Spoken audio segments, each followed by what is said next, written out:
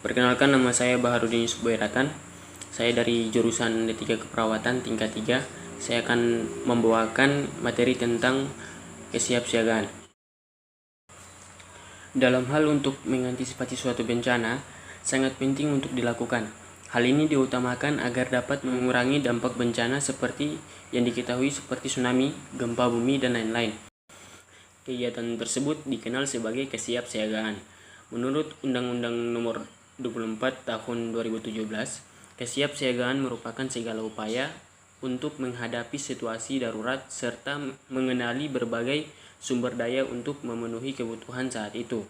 Nah, ada beberapa mekanisme dalam kesiapsiagaan, yaitu antara lain yang pertama, kesiapan. Masa kesiapan terjadi saat kita menyadari adanya potensi ancaman, bahaya sampai pada masa tanda-tanda munculnya ancaman. Lamanya masa ini berbeda pada tiap ancaman, juga tergantung pada jelas tidaknya munculnya tanda-tanda bencana.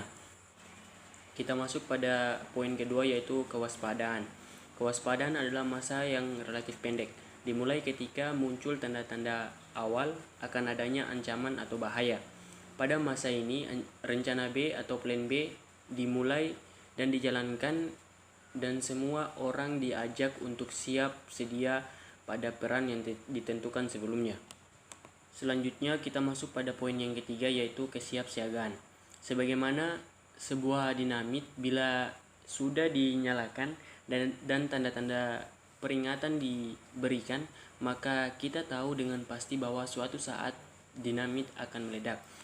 Saat inilah kita ada pada masa kesiapan untuk menuju tempat perlindungan dan menjauh dari dinamitnya. Dari beberapa poin tersebut, timbul pertanyaan bahwa apa sajakah aktivitas-aktivitas terkait dengan kesiapsiagaan. Yang pertama yaitu adanya rencana untuk menghadapi bencana atau bahaya. Baik rencana sebelum terjadi bahaya atau bencana maupun rencana saat terjadinya bahaya. Termaksud aktivitas kajian risiko bencana, kajian ancaman, kerentanan, dan kapasitas. Nah, dari beberapa kajian tersebut yang akan menjadi dasar pembuatan rencana kesiapsiagaan. Rencana saat terjadinya bahaya juga meliputi rencana evaluasi, sistem peringatan dini, manajemen informasi, dan komunikasi. Adanya pembagian peran yang jelas. Koordinasi teknis support untuk melaksanakan rencana tersebut baik untuk sebelum maupun saat bahaya atau bencana. Yang ketiga, adanya upaya peningkatan kapasitas berupa pelatihan dan simulasi. Melakukan kajian kapasitas yang diperlukan untuk rencana kesiapsiagaan, baik yang sudah dapat dilakukan maupun belum. Juga latihan-latihan untuk mencapai kapasitas dan keterampilan yang belum dimiliki serta melakukan banyak simulasi bahaya.